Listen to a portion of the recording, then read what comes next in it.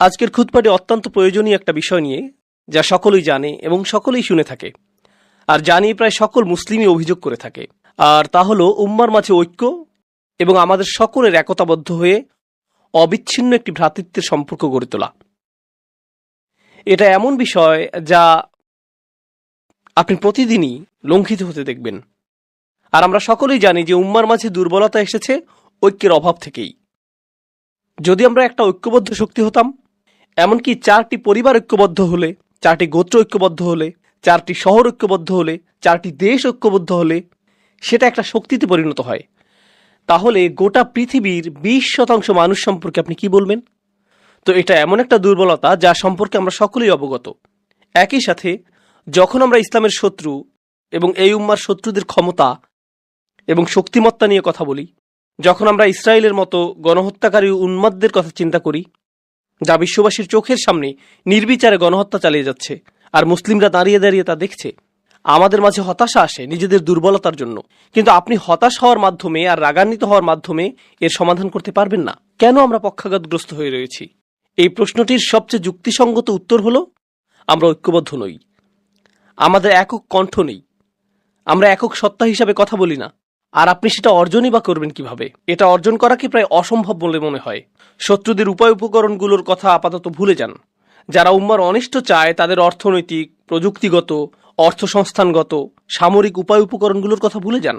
সেটা এমনকি বড় কোনো সমস্যাও না। প্রকৃত সমস্যা হলো আভ্যন্তরীণ সমস্যা। প্রকৃত সমস্যা হলো আমাদের নিজেদের ভিতরে যা রয়েছে। আমি উম্মার ঐক্য নিয়ে ভাষা কোনো বক্তব্য দিয়ে ক্ষান্ত হতে চাই না, কারণ আপনারা এরকম হাজার হাজার বক্তব্য শুনেছেন, আমিও শুনেছি। এজন্য আমি আসলেই সমস্যার গোড়া থেকে শুরু করতে চাই। আসুন বিষয়টা নিয়ে ভিন্নভাবে চিন্তা করি। ধরুন আপনি চমৎকার একটা ভূমি দেখতে পেলেন, যেখানে কোনো কিছু জন্মাচ্ছে না, এটাতে কোনো কিছু জন্মাচ্ছে না। আর আপনি বলছেন, এখানে কেন কিছু জন্মাচ্ছে না? কি হলো এই ভূমিটার? আপনি তো কোনো বীজ বপন করেননি, আপনি মাটির যত্ন নেননি, আপনি সেচ দেননি, আর এখন অভিযোগ করছেন যে এখানে কিছু জন্মাচ্ছে না কেন? আপনি বীজ বপন করলেন, সেচ প্রদান করলেন, পর্যাপ্ত সূর্যের আলো নিশ্চিত করলেন, এটাও নিশ্চিত করলেন যে নিয়মিত পোকামাকড় এবং আগাছা পরিষ্কার করা হচ্ছে। যদি আপনি তা না করেন, তাহলে অভিযোগ করার কোনো অধিকার আপনার নেই। আর যদি আপনি তা করেন, যদি আমি তা করি, সেক্ষেত্রেও আমি গতকাল একটা বীজ বপন করে আজকেই বলতে পারি না যে আমার গাছ কোথায়, কেন আমি কোনো গাছ দেখতে পাচ্ছি না, এরপর তা ভুলেই গেলেন। কেন আমি দুশ্চিন্তা করছি? আমার এত খেয়াল করারই বা দরকার কি? পরিপক্ক চিন্তা এভাবে কাজ করে না। এভাবে আমরা শক্তি অর্জন করব না। আপনাকে একটা বিষয় তত্ত্বাবধান করতে হবে, উন্নতি সাধন করতে হবে, আবাদ করতে হবে, এরপরে অবশেষে আপনি ফলাফল পাবেন। আমরা এখানে মুসলিম ঐক্য নিয়ে কথা বলছি। একটা মুহূর্তের জন্য মুসলিমদের কথা ভুলে যান। এমন মানুষদের কথা চিন্তা করুন যারা আল্লাহ এবং রাসূল সাল্লাল্লাহু আলাইহি ওয়াসাল্লামের ভালোবাসার জন্য ঐক্যবদ্ধ না। এমন মানুষদের কথা চিন্তা করুন যারা অর্থের প্রতি ভালোবাসার কারণে ঐক্যবদ্ধ। মাল্টিবিলিয়ন ডলার কর্পোরেশনগুলোর কথা চিন্তা করুন। ওকে, তাদের রয়েছে ভিন্ন ভিন্ন বিভাগ, ভিন্ন ভিন্ন অবস্থান, ভিন্ন ভিন্ন অফিস। আবার সেই অফিসগুলোর ভিতরেও আভ্যন্তরীণ কোন্দল রয়েছে। সেই মানুষগুলো একে অপরের সাথে একত্র নয়, বরং তারা একে অপরের অনিষ্ট করার চেষ্টায় রত। তো এই কোম্পানিগুলো কি করে? তারা মাল্টিমিলিয়ন ডলার ব্যয় করে টিম বিল্ডিং, কোম্পানির সংহতি রক্ষার অনুশীলন, অফিস পার্টি এবং এই ধরনের সকল কার্যক্রম পরিচালনা করে, শুধুমাত্র কর্মচারীরা যাতে একে অপরের সাথে ঐক্যবদ্ধ থাকে, যাতে একে অপরের সাথে অন্তর্গত কোন্দলে না জড়ায় এবং একে অপরের সাথে একত্রতা অনুভব করে। কিন্তু এই পেশাজীবীদেরকে ঐক্যবদ্ধ করার পেছনের কারণটি কি? এই প্রকৌশলীদের, প্রোগ্রামারদের, হিসাবরক্ষকদের, ডিজাইনারদের, সকল মানুষদেরকে যা ঐক্যবদ্ধ করেছে তা হলো আমাদের সকলকে আরো বেশি অর্থ উপার্জন করতে হবে। আর বছর শেষে তারা কি উদযাপন করে? আমাদের বিক্রয় 20% বৃদ্ধি পেয়েছে। এটাই আমাদেরকে ঐক্যবদ্ধ করেছে। এজন্যই আমরা অদম্য একটা শক্তি। তাদের চিন্তায় এই অর্থনৈতিক উদ্দীপনাটাই তাদেরকে ঐক্যবদ্ধ করেছে। এটাই তাদের সম্পূর্ণ প্রেরণাকে তাড়িত করে। তো প্রথম একটা বিষয় আমি আপনাদেরকে বলতে পারি যে এমন মানুষ রয়েছে যারা অন্যথা একে অপরকে ঘৃণা করত, কিন্তু অভিন্ন একটা উদ্দেশ্যে তারা একতাবদ্ধ। আর কখনো কখনো সেই অভিন্ন উদ্দেশ্য তেমন গুরুত্বপূর্ণ নাও হতে পারে। এটা হতে পারে শুধু অর্থ অথবা শুধু খ্যাতি, হতে পারে দুইজন খেলোয়াড় যারা একে অপরকে ঘৃণা করে, কিন্তু তারা একই দলে থেকে এক হয়ে চ্যাম্পিয়নশিপের জন্য লড়াই করে। তারা একই দলে ঐক্যবদ্ধ থাকার অভিনয় করছে। সে বল পাস করা থেকে বিরত থাকবে না এই জন্য যে অপর ব্যক্তিটিকে সে পছন্দ করছে না। আর যদি সে এটা করে তাহলে তার ক্যারিয়ার শেষ। তারাও দলবদ্ধ থাকার অভিনয় করে। কিন্তু এই সকল অবস্থায়, আমার দেওয়া উদাহরণগুলোতে এই সকল অবস্থায় একটা বিষয় উপস্থিত: আন্তরিকতার অভাব। আমি শুধু তোমার সাথে ঐক্যবদ্ধ কারণ আমাদেরকে এই খেলায় জিততে হবে। আমি শুধু তোমার সাথে ঐক্যবদ্ধ কারণ আমাদেরকে পণ্য বিক্রয় করতে হবে। এর বাইরে তুমি পাহাড় থেকে নিচে পড়ে যাও, আমার কিছু যায় আসে না। এর বাইরে আমি তোমার সাথে এক কক্ষেও থাকতে চাই না। তুমি যে যুক্তি প্রদান করো আমি সেগুলো সহ্যও করতে চাই না। বুঝতে পারছেন? এখানে বস্তুগত একটা উদ্দেশ্য রয়েছে যা মানুষকে ঐক্যবদ্ধ করেছে। এটা না হলে তারা পরোয়াই করতো না। যখন আপনি রাজনীতির কথা চিন্তা করেন, আপনি ডেমোক্রেটিক এবং রিপাবলিকান পার্টি নিয়ে চিন্তা করেন এবং প্রায় গুরুত্বহীন ইন্ডিপেন্ডেন্স পার্টি নিয়ে চিন্তা করেন, কিন্তু এই দলগুলো নিয়ে যখন চিন্তা করেন আপনি মনে করেন যে ডেমোক্রেটরা সকল ঐক্যবদ্ধ, রিপাবলিকানরা সকল ঐক্যবদ্ধ, কিন্তু একই দলের ভিতরের এই লোকগুলো একে অপরকে অপছন্দ করে। তারা বরং একে অপরকে ধ্বংস করতে ভালোবাসবে, যদিও তারা একই দলের অংশ। তাহসাবুহুম জামিআন ওয়া কুলুবুহুম শাত্তা। আল্লাহ বলছেন, তোমরা কি মনে করেছো তাদের হৃদয়গুলো একতাবদ্ধ? তাদের হৃদয়গুলো ছড়ানো ছিটানো। তো প্রশ্ন উঠছে, যখন আল্লাহ আমাদেরকে এক উম্মাহ হওয়ার আহ্বান জানাচ্ছেন, যে আমাদেরকে এক উম্মাহ হতে হবে, সেক্ষেত্রে আমাদেরকে জানতে হবে যে সেই জিনিসটা কি যা আমাদেরকে ঐক্যবদ্ধ করেছে। ঠিক কোন জিনিসটি আমাদেরকে ঐক্যবদ্ধ করেছে? আর আমাদেরকে ঐক্যবদ্ধকারী প্রেরণাটা যদি আসলে সবচেয়ে শক্তিশালী প্রেরণা হয়, তাহলে সেই ঐক্যটি অত্যন্ত মজবুত হবে। কিন্তু ঐক্যবদ্ধকারী প্রেরণাটি যদি ক্ষীণ হয়, তাহলে ঐক্যটিও দুর্বল হবে। ঐক্যটি সেই জিনিসের মতোই দুর্বল হবে যা আমাদেরকে একত্রিত করেছে। উদাহরণস্বরূপ, এখন আমরা এই মসজিদে বসে আছি, আর আপনারা অনেকেই কাজ থেকে এসেছেন, অনেকে এসেছেন বাসা থেকে, অনেকে এসেছেন আপনাদের ব্যবসা প্রতিষ্ঠান থেকে। আপনারা সকলেই এসে একত্রে এই মসজিদে বসেছেন। পুরুষেরা আছেন, নারীরা রয়েছেন, শিশুরা রয়েছে, আর আমরা সকলেই যারা এখানে একত্রিত হয়েছি, আমরা ঐক্যবদ্ধ হয়েছি আল্লাহর ইবাদত করার অভিপ্রায় নিয়ে। এজন্যই আমরা ঐক্যবদ্ধ হয়েছি। কিন্তু এই আলোচনার পরে আমরা সকলে পৃথকভাবে ফিরে যাব। তো যদিও এখানে আমরা কয়েকশো মানুষ থাকি, কয়েক হাজারও থাকি, আমরা একত্রিত হয়েছি ঠিকই, কিন্তু আসলে আমরা 1000 স্বতন্ত্র ব্যক্তি। আমরা আসলাম এবং একসাথে একটি কাজ করলাম, তারপর আমরা চলে গেলাম, এটুকুই। এটা ঐক্যের বহিঃপ্রকাশ নয়, এটা হলো সম্মিলিত একটা উদ্দেশ্যের বহিঃপ্রকাশ। আমাদের শুধু সম্মিলিত একটা উদ্দেশ্য ছিল। আমাদের সকলের উদ্দেশ্য ছিল জুমার নামাজ আদায় করা, এটুকুই। এটুকুই। এটা দ্বারা এটা বোঝায় না যে এই সম্প্রদায়টি ঐক্যবদ্ধ, কোনোভাবেই এটা প্রদর্শন করে না। এখানে আমাদের উদ্দেশ্য হলো ইবাদত করা। কিন্তু আপনি যদি শুধু একটি উদ্দেশ্য দ্বারা ঐক্যবদ্ধ হন, আর এটাই যদি হয় সব, তাহলে যখনই সেই উদ্দেশ্য সমাপ্ত হবে আপনার ঐক্যও শেষ হয়ে যাবে, অন্য আর কিছুর প্রয়োজন হবে না। আমি শুধু চাই যে আমার সন্তানেরা মসজিদে যাক, আমি শুধু চাই যে আমার সন্তান কিছুটা কোরআন শিখুক, আমি শুধু কোনোভাবে ইসলামের সাথে সম্পর্ক অনুভব করতে চাই, এটুকুই। যদি এটাই আপনার উদ্দেশ্য হয় তাহলে এটুকুই পাবেন। যখন সেটা পূরণ হবে আপনার আর কোনো প্রয়োজন থাকবে না, আর কোনো লক্ষ্য থাকবে না। কোরআন ঐক্য সম্পর্কে সম্পূর্ণ ভিন্ন একটা চিত্র অঙ্কন করেছে। এটা কোনো একটা কাজের উপর নির্ভরশীল নয়, এটা বড় একটা ঈদের নামাজের উপর নির্ভরশীল নয়। আর প্রতি বছর আমি একই সাথে হাসি এবং কাঁদি যখন শুনি মানুষ ঈদ কবে উদযাপিত হবে তা নিয়ে মতবিরোধী লিপ্ত। কারণ একই দিনে আমাদেরকে ঈদ উদযাপনের ব্যাপারে ঐক্যবদ্ধ হওয়া উচিত। আমি এই বিষয়ে বলি, আসলেই কি তাই? যদি আমরা সকলেই একই দিনে ঈদ উদযাপন করি, সেটাই আপনার কাছে ঐক্য বলে মনে হয়? নামাজের সেই 20 মিনিট ঐক্য কি এটুকুই? আপনি এমনকি জানেনও না যে যেই মানুষটির পাশে আপনি ঈদের নামাজ পড়ছেন তার পরিবারের সদস্য হাসপাতালে ভর্তি রয়েছে, আপনি তা জানেন না। আপনি এটাও জানেন না যে এই ব্যক্তিটি ব্যবসায় ক্ষতির শিকার হয়েছে, অথবা এই ব্যক্তিটি তার বাবাকে হারিয়েছেন, অথবা তিনি কাজ হারিয়েছেন, অথবা স্বাস্থ্যগত সংকটের মধ্য দিয়ে যাচ্ছেন, আপনি জানেন না। তো ঐক্য আসলে কি? একটা ছবি যা প্রদর্শন করে যে অনেক মানুষ একসাথে দাঁড়িয়ে রয়েছে, এটাই ঐক্য। আমার যুক্তিতে এটা ঐক্যের কৃত্রিম এবং অর্থহীন মানদণ্ড। আর সেজন্যই যখন আমরা অভিযোগ করি যে আমাদের ঐক্য নেই, আমাদের সেই অভিযোগও অর্থহীন। এটা আমার দেওয়া উদাহরণটির মতোই। আপনি একটা ভূমির সামনে দাঁড়িয়ে আছেন যেখানে কিছু জন্মাচ্ছে না, আর আপনি বলছেন, হেই, এখানে তো কোনো কিছুই দেখছি না, কেন আমার জন্য কিছু জন্মানো অবস্থায় নেই? ইতিমধ্যেই তো আমার বাগানে প্রবেশ করার কথা। না না না, যদি আপনি বাগানের মালি হতে প্রস্তুত না হন, সেক্ষেত্রে অভিযোগ করার কিছুই নেই। তো আসুন একটু পেছনে ফিরে যাই এবং এই বিষয়টা নিয়ে চিন্তা করি। প্রথমত এবং প্রধানত আমি পুরুষ মানুষদের উদ্দেশ্য করে বলবো, পর্দার আড়ালের বোনেরা একটু ধৈর্য ধরুন, আপনাদের পালা আসবে।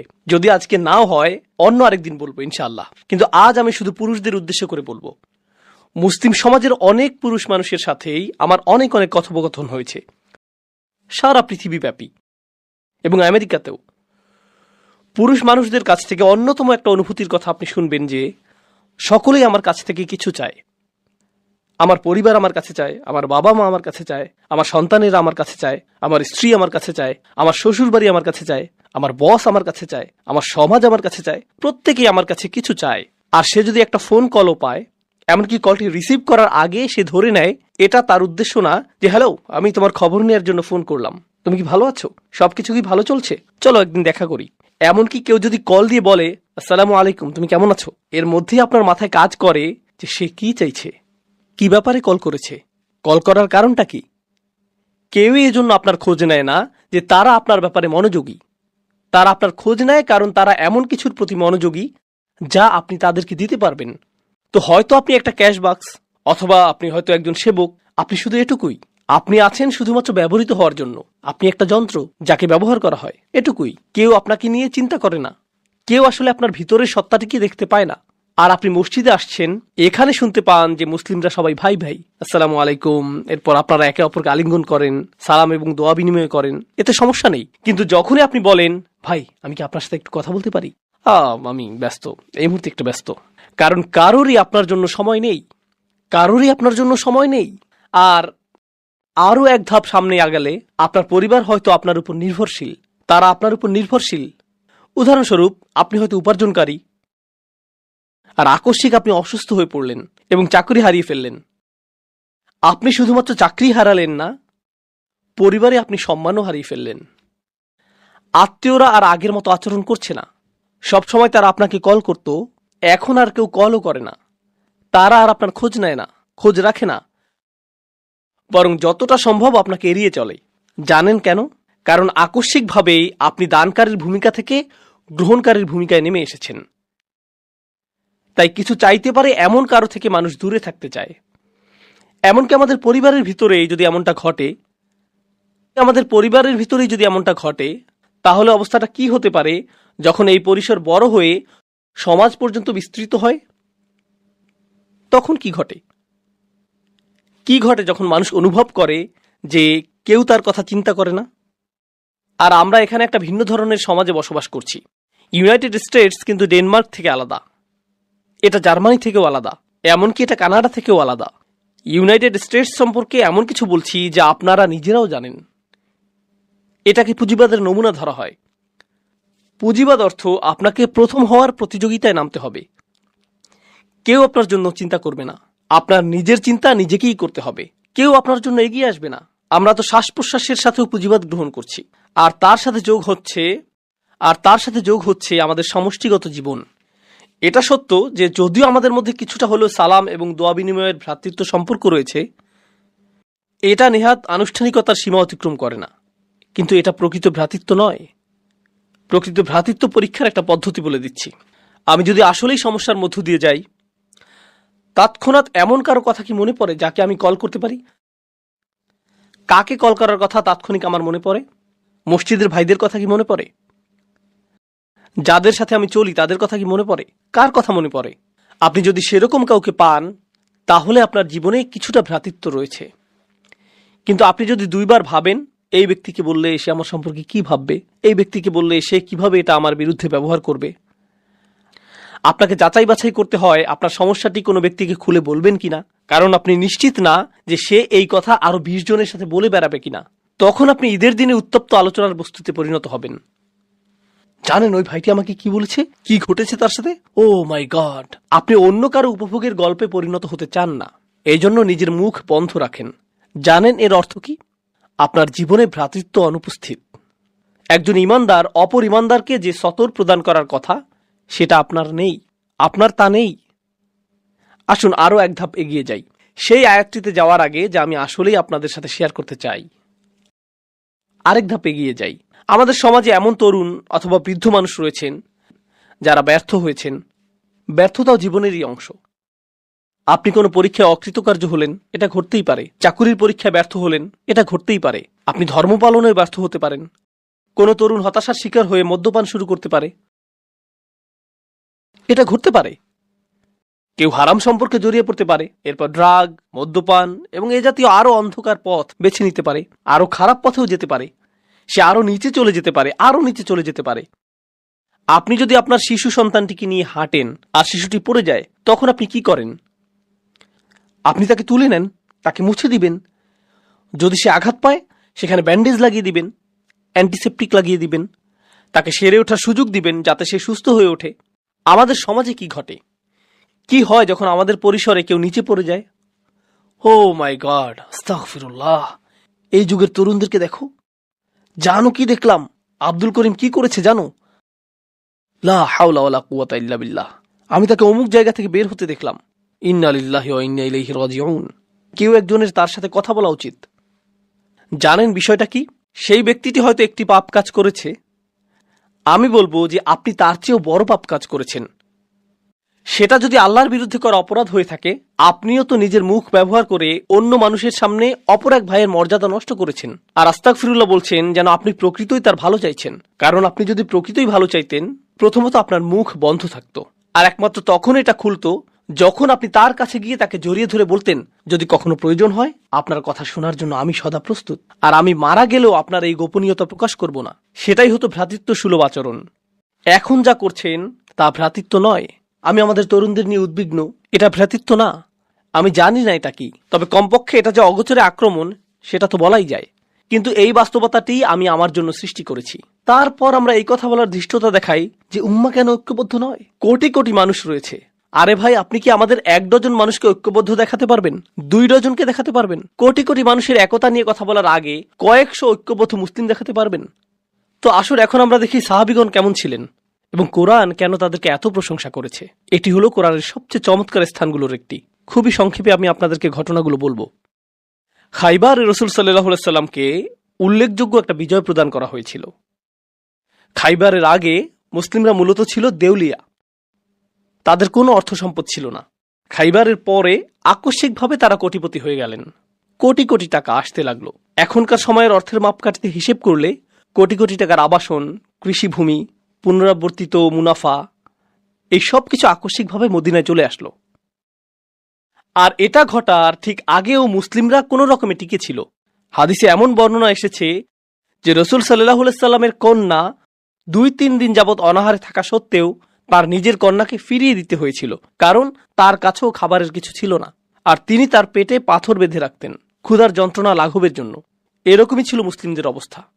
তিনি ছিলেন মদিনার রাষ্ট্রনায়ক আর অনাহারে দিন কাটত। আর তারপর খাইবারের পরে আকস্মিকভাবে কোটি কোটি টাকা আসতে শুরু করলো। এখন এই বিষয়টি নিয়ে এক মুহূর্ত চিন্তা করুন। মুহাজিরগণ মক্কা থেকে এসেছিলেন, তাই না? তারা সবকিছু পিছনে ফেলে এসেছিলেন, কিন্তু মদিনার মানুষেরা প্রথম থেকেই দরিদ্র। তারা ধনী ছিলেন না। তাদের 3টা শয়নকক্ষ বিশিষ্ট ঘর ছিল না, 2টা শয়নকক্ষ বিশিষ্ট ঘরও ছিল না, তাদের এমনকি শয়নকক্ষও ছিল না। কিন্তু এখন এই মানুষগুলো সব আসলো, আর তাদেরও কোথাও থাকতে হবে। তখন আনসারগণ কি করলেন? মদিনার আনসারগণ যা করলেন, তারা মুহাজিরদেরকে তাদের বাড়িতেই থাকতে দিলেন।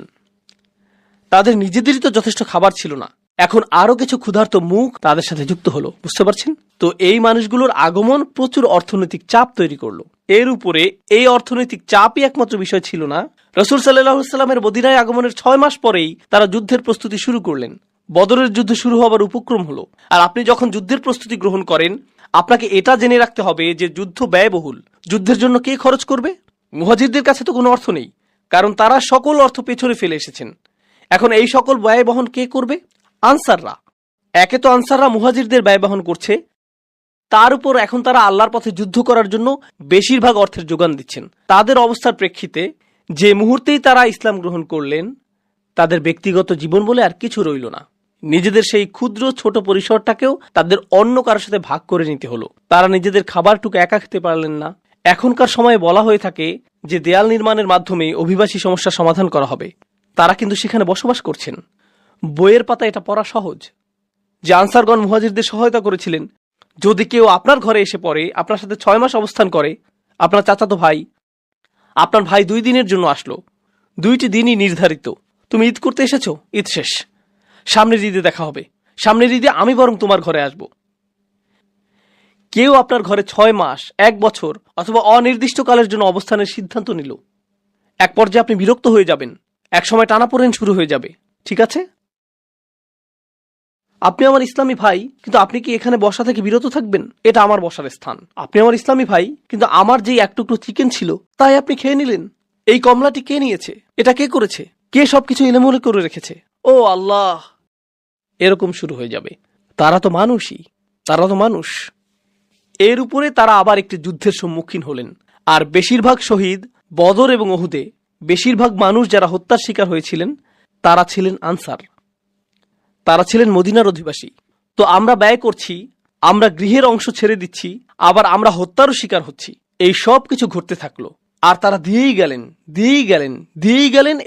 গেলেন। সবশেষে কোটি কোটি টাকা আসতে লাগলো। খাইবারের যুদ্ধের পর তারা কোটিপতি হয়ে গেলেন। আমি যদি আনসারি হতাম, আমি তা না, আমি এখানে আমার কল্পনাকে ব্যবহার করছি, যদি আমি আনসারদের একজন হতাম, আমি বলতাম কুছ তো বাপাস মিলে, কিছুটা হলেও তো ফেরত পাবো। আমি ঘোষণার জন্য অপেক্ষা করছি, কারণ আমি অর্থ ব্যয় করেছি, নিজের বাসস্থানের অংশ দান করেছি, কিছুটা তো ফেরত পাবো, যেহেতু গনিমতের এই সম্পদ আমরা লাভ করেছি। এখন আয়াতটি লক্ষ্য করুন, মা আফা আল্লাহ আলা রসুলিহি, আল্লাহ যাই তার রসুলের মাধ্যমে অর্জন করার সামর্থ্য প্রদান করেছেন, মিন আহলিল কুরা, অর্থাৎ সেই শহরগুলো থেকে, যার অর্থ খাইবার, ফালিল্লাহ, তা আল্লাহর মালিকানাধীন। প্রথমত একটা অংশ হচ্ছে আল্লাহর উদ্দেশ্যে। এটা দিয়ে কি বোঝায় তা এখন বলবো না, অন্য এক সময় বলবো। ওকে, ঠিক আছে, আল্লাহর জন্য, আমি বুঝতে পেরেছি। এরপর অলির রসুল, পরের অংশটি যাচ্ছে রসুল সাল্লাল্লাহু আলাইহি সাল্লামের উদ্দেশ্যে, রসুল এবং তার পরিবার। ওকে, ঠিক আছে, এটা বেশ ভালো। ওয়াজিল কুরবা, নিকট আত্মীয়দের জন্য। ওয়াল ইয়াতামা, ইয়াতিমদের জন্য। আমি একজন আনসারি হয়ে তাকিয়ে আছি, ঠিক আছে, এতিমরা পাবে, আমি হয়তো এর পরে পাবো। ওয়াল মাসাকিন, গরিব মানুষেরা। ওকে, ঠিক আছে, গরিব মানুষদের পালা শেষ। এখন কি আমার প্রসঙ্গ আসবে? ওয়াবনিস সাবিল, যে মানুষেরা ভ্রমণরত, তাদের সাহায্য প্রয়োজন, কিছু অর্থ তাদের কাছেও যাবে। ঠিক আছে, তারপর এই আয়াতটির শেষে আল্লাহ বলছেন, মা আতাকুমুর রাসূলু ফাখুযুহু, আল্লাহ রসুল তোমাদের জন্য যা নীতি নির্ধারণ করেন তা গ্রহণ করো। ওমা নাহাকুম আনহু ফান্তাহু, আর তিনি যা নিষেধ করেন তা থেকে বিরত থাকো। ঠিক আছে, এখন পরবর্তী আয়াত, পরবর্তী গ্রহীতার কথা আসছে। লিল ফুকারা ইল মুহাজিরিন আল্লাযীনা উখরিজু মিন দিয়ারিহিম ওয়া আমওয়ালিহিম ইয়াবতাগুনা ফাদলাম মিনাল্লাহি ওয়া রিদওয়ানা, কপরদকহীন মুহাজিরগণ, যাদেরকে তাদের গৃহ এবং সম্পত্তি থেকে উৎখাত করা হয়েছে, যারা আল্লাহর অনুগ্রহের অন্বেষণ করে এবং তার সন্তুষ্টি কামনা করে, তারাই পরবর্তী গ্রহীতা। এখানে তো অনেকগুলো গ্রহীতা, সকল অর্থ বিভক্ত হয়ে যাচ্ছে, কিন্তু কার কথা এখনো উল্লেখ করা হয়নি? আনসারদের কথা উল্লেখ করা হয়নি। আর আনসারগণই সবচেয়ে বেশি অর্থ ব্যয় করেছিলেন, কিন্তু তাদের কথা এখনো আসেনি। সব শেষে আল্লাহ তাদের প্রসঙ্গ উল্লেখ করে বলছেন, ওয়াল্লাযীনা তাবাওয়াদ-দার ওয়াল ঈমান। শুধু লক্ষ্য করুন কিভাবে আল্লাহ তাদের সম্পর্কে বলছেন। আমি এই সব কিছু বলছি শুধু এটা দেখানোর জন্য যে কি চমৎকারভাবে আল্লাহ তাদের সম্পর্কে বলেছেন। সেই মানুষেরা তাদের ঘর এবং তারা পর্যাপ্ত স্থানের ব্যবস্থা করেছে, ঠিক যেভাবে আপনি আপনার ঘর উন্মুক্ত করেন, তারাও তাদের ঈমানকে উন্মুক্ত করেছিলেন। এখানে আল্লাহ আমাদেরকে একটা বার্তা দিচ্ছেন, আমার মুসলিম ভাইয়ের জন্য কতটুকু স্থান আমি আমার মনে তৈরি করেছি, এটা আমার ঈমানের অংশ। শুধুমাত্র নামাজের মধ্যে ঈমান সীমাবদ্ধ না, আমার মুসলিম ভাইয়ের জন্য যখন আমি হৃদয় উন্মুক্ত করি, তাতেও ঈমান রয়েছে। আর আল্লাহ বলছেন এই মানুষগুলো উন্মুক্ত হৃদয়ের অধিকারী। আনসারদের প্রসঙ্গ অনেক পরে এসেছে, কিন্তু আনসারগণ কখনোই সেরকম বোধ করেননি, তারা সেটা অনুভব করেননি। তাদের ঈমানের মতো তাদের হৃদয়গুলো উন্মুক্ত ছিল। তারা তাদের ঘর এবং ঈমান উভয়টি উন্মুক্ত করে দেন। মিন ক্বাবলিহিম, তাদের আগমনের পূর্বেই, ইউহিব্বুনা মান হাজারা ইলাইহিম। কথাগুলো তেলাওয়াত করা খুবই সহজ, কিন্তু অনুধাবন করা খুবই কঠিন। তিনি বলছেন তারা ভালোবাসেন তাদেরকে যারা তাদের কাছে আশ্রয় গ্রহণ করেছেন। ইয়া আল্লাহ, এটা যদি আপনার এবং আমার বিষয়ে বলা হতো, কথাটা এরকম হতো, তারা কোনো রকমের সহ্য করছে তাদেরকে যারা তাদের কাছে আশ্রয় গ্রহণ করেছে। তারা প্রায় তাদেরকে হত্যা করার দ্বারপ্রান্তে পৌঁছে গিয়েছে যারা তাদের কাছে আশ্রয় গ্রহণ করেছে। তারা কামনা করেছে যে যারা তাদের কাছে আশ্রয় গ্রহণ করেছে তারা যাতে নিজ এলাকায় ফিরে যায়। মুনাফিকরাই এই কথাগুলো বলেছিল, লা ইরজা'না ইলাল মাদিনাতি লা ইখরিজান্নাল আ'যু মিনাল আযাল। এই কথাটাই মুনাফিকরা বলেছিল যে তাদের নিজ এলাকায় ফেরত যাওয়া উচিত, এটাই তারা বলেছিল। তো এর অর্থ কি? আপনার মুসলিম ভাইয়ের জন্য হৃদয় উন্মুক্ত করা, তার সকল প্রয়োজন পূরণ করা, শুধুমাত্র অর্থনৈতিক প্রয়োজনই না, এর দ্বারা শুধুমাত্র অর্থনৈতিক সাহায্যই বোঝাচ্ছে না, এর দ্বারা বোঝাচ্ছে যে আপনি নিজের হৃদয়ে স্থান তৈরি করবেন, যাতে কোনো একজন আক্ষরিকভাবেই আপনার গৃহে আশ্রয় পেতে পারে। তাই আল্লাহ বলছেন, ইউহিব্বুনা মান হাজারা ইলাইহিম ওয়ালা ইয়াজিদুনা ফি সুদুরিহিম হাজাতাম মিম্মা উতু। অর্থাৎ যেই দায়িত্ব তাদেরকে প্রদান করা হয়েছে তার কারণে তারা নিজেদের হৃদয়ে কোনো অস্বস্তি রাখে না। তারা কখনোই অস্বস্তি অনুভব করে না, কারণ তারা কাউকে সহায়তা করছেন, তারা কখনোই অস্বস্তি বোধ করেন না, কারণ সে আমার ভাই, সে আমার বোন, সে আমার পরিবার। আল্লাহ বলেছেন যে সেটা আমার পরিবার। লা ইলাহা ইল্লাল্লাহর এই বন্ধন রক্ত সম্পর্কের চেয়েও বেশি। এটাই একমাত্র গুরুত্বপূর্ণ বিষয়। পরিবার সবার আগে, উম্মাহ সবার আগে, এটাই ছিল তাদের মনোভাব। আপনি অভিবাসন সংকট নিয়ে চিন্তা করেন। আমরা যেহেতু আমেরিকায় বসবাস করছি, আমরা চিন্তা করি মেক্সিকান অভিবাসীদের কথা, অবৈধ অভিবাসী এবং শরণার্থীদের কথা, তাই না? মুসলিম বিশ্বে যান, পাকিস্তানে যান, সেখানে আফগানি অভিবাসীরা রয়েছেন। মালয়েশিয়াতে যান, সেখানে ভারতীয় অভিবাসীরা রয়েছেন, ভারতীয় মুসলিম। বিভিন্ন মুসলিম দেশে যান, সেখানে অন্য দেশের মুসলিম অভিবাসী রয়েছেন। তুরস্কে যান, সেখানে সিরিয়ান অভিবাসী রয়েছেন। আর তারা উভয়ই মুসলিম, তারা উভয়ই মুসলিম। সেখানে বক্তব্যটি কি? মুসলিমদের মনোভাব সেই মুসলিমদের প্রতি যারা তাদের কাছে স্থানান্তরিত হয়েছে, সেই মনোভাবটা কেমন? এই সকল স্থানে এবং অন্য আরও স্থানে ট্রাম্প যেভাবে অভিবাসীদের নিয়ে কথা বলে, তারাও তাদের সম্পর্কে ঠিক সেভাবেই কথা বলে। প্রকৃতপক্ষে তারা এর চেয়েও খারাপভাবে কথা বলে। ট্রাম্প বরং উত্তম বলে। সেই ব্যবহার লক্ষ্য করুন এবং লক্ষ্য করুন যে কোরআন কি বলছে। ইউহিব্বুনা মান হাজারা ইলাইহিম। মুসলিম বিশ্বে অন্য মুসলিম দেশ থেকে আগত কত হাজার মানুষকে সীমানায় আটকে দেওয়া হয়েছে। সেখানে তারা মূলত ক্যাম্পে বসবাস করছেন, তারা এমনকি ভেতরেও প্রবেশ করতে পারছেন না। আর তারা প্রজন্মান্তরে সেখানে রয়েছেন। শিশুরাও একই ক্যাম্পগুলোতেই জন্মেছে এবং বেড়ে উঠছে। ওয়ালা ইয়াজিদুনা ফি সুদুরিহিম হাজাতাম মিম্মা উতু ওয়া ইউসিরুনা আলা আনফুসিহিম ওয়ালাউ কানা বিহিম খাসাসা। তারা নিজেদের উপর অন্যদেরকে প্রাধান্য দেয়, যদিও তারা নিজেরা অভুক্ত অবস্থায় থাকে। তারা নিজেদের উপরে অন্যদেরকে অগ্রাধিকার দেয়। তারা অন্যদের জন্য নিজেদের প্রয়োজনকে তুচ্ছ করে দেখেন, যদিও তারা অনাহারে থাকেন। এটা বেশ উঁচু মানদণ্ড। আল্লাহ বর্ণনা দিচ্ছেন যে পরিমাণ অর্থ এসেছে তা নির্ধারিত আল্লাহর জন্য, রাসূলের জন্য, দরিদ্র কপরদক্ষিণ মানুষদের জন্য, মুহাজিরদের জন্য। আর তারপর তিনি আনসারদের কথা অসাধারণভাবে বর্ণনা করলেন। এত দীর্ঘ আয়াত উৎসর্গকৃত হয়েছে শুধুমাত্র আনসারদের জন্য আর তাদের কৃতকর্মের জন্য। আর তিনি শেষ করেছেন এই বলে যে ওমা ইউকা শুহা নাফসিহি ফাউলাইকা হুমুল মুফলিহুন। যে নিজেকে লোভ ও স্বার্থপরতা থেকে রক্ষা করতে পারবে সেই সফল। আমার সুরক্ষা প্রয়োজন আমার নিজের একটা অংশ থেকে। আমার নিজের ভিতরে রয়েছে লোভ এবং স্বার্থপরতা। আমাদের সকলের মধ্যে এটা রয়েছে। আল্লাহ বলেছেন আমাদের ভিতরে শুহ রয়েছে আর আমাদের সুরক্ষা প্রয়োজন শুধুমাত্র শয়তানের কাছ থেকেই না, আমার সুরক্ষা প্রয়োজন আমার নিজের শুহ থেকেও। যে সকল মানুষ তাদের ভিতরের এই দুর্বলতা থেকে মুক্ত হতে পারবে তারাই সাফল্য অর্জন করবে। ফাউলাইকা হুমুল মুফলিহুন। আমি চাই যে আমি নিজে এবং আপনারা আমাদের নিজস্ব পরিসরে পুনরায় চিন্তা করা শুরু করি যে ঐক্য অর্থ আসলে কি। কারণ কোরআনে বর্ণিত ঐক্য হলো নিজের ভেতরে অনুভূত ঐক্য। এটা সেরকম ঐক্য না যা শুধু বাহ্যিকভাবে দেখতে ঐক্যের মতো। এটা ঐক্য না যে আমরা একই রকম কথা বলি, অথবা আমরা একই রকম পোশাক পরি, অথবা আমরা একই মাযহাব অনুসরণ করি তাই আমরা ঐক্যবদ্ধ, আমাদের দাড়ির দৈর্ঘ্য সমান তাই আমরা ঐক্যবদ্ধ, অথবা আমাদের কাপড় সমান মাপে টাকনুর উপর থাকে তাই আমরা ঐক্যবদ্ধ, আমরা একই বক্তার আলোচনা শুনি তাই আমরা ঐক্যবদ্ধ। এগুলো সবই অযৌক্তিক, এগুলো সবই অর্থহীন। প্রকৃত ঐক্য হলো যখনই আপনি কোনো মুসলিম ভাইকে দেখেন, যেই মুহূর্তে তিনি আপনাকে সালাম দেন অন্য সকল প্রতিবন্ধকতা অদৃশ্য হয়ে যায়। ওয়ালা তাকুলু লিমান আলকা ইলাইকুমুস সালামা লাস্তা মুমিনান। এটুকুই যথেষ্ট। তারা আপনার ভাই, আপনি তাদের জন্য সদা প্রস্তুত, তারা আপনার জন্য সদা প্রস্তুত। আমরা ঐক্যের প্রকৃত অর্থ জানব না যদি আমরা এটা নির্মাণ না করি, যদি আমরা এটাকে লালন না করি। আর আপনি এবং আমি এটাকে লালন করতে পারবো যদি আমাদের নিজেদের ব্যক্তিগত পরিসর থেকে ঐক্যের চর্চা সৃষ্টি করা শুরু করি এবং মানুষের সাথে সম্পর্ক তৈরি শুরু করি। এই বিষয়ে আমি সর্বশেষ একটি কথা বলবো। ইতিমধ্যেই বক্তব্য দীর্ঘায়িত হয়ে গিয়েছে। সর্বশেষ যে কথাটি বলবো তা হলো, আমি 18-19 বছর বয়স থেকেই মুসলিমদের মাঝে কাজ করছি। খুতবা, দার্স এবং সক্রিয় কার্যক্রমগুলোতে যুক্ত ছিলাম। এটা প্রায় 25-26 বছর আগের কথা। আমি এই কার্যক্রমে দীর্ঘ সময় ধরে সংযুক্ত। আমি অনেক হালাকায় যোগ দিয়েছি, অনেক ইমামের সাথে ঘুরে বেরিয়েছি এবং যারা ইসলামী সম্মেলনের আয়োজন করে এই মানুষদের পরিসরে যুক্ত ছিলাম। আর এই পরিসরে আপনি বন্ধুত্ব তৈরি করেন, তাদের সাথে আপনি কথা বলেন ইসলাম নিয়ে, আপনি কথা বলেন উম্মার সমস্যা নিয়ে, আপনি অমুক আয়াত নিয়ে কথা বলেন, আপনি অমুক হাদিস নিয়ে কথা বলেন, আপনি ইতিহাস নিয়ে কথা বলেন।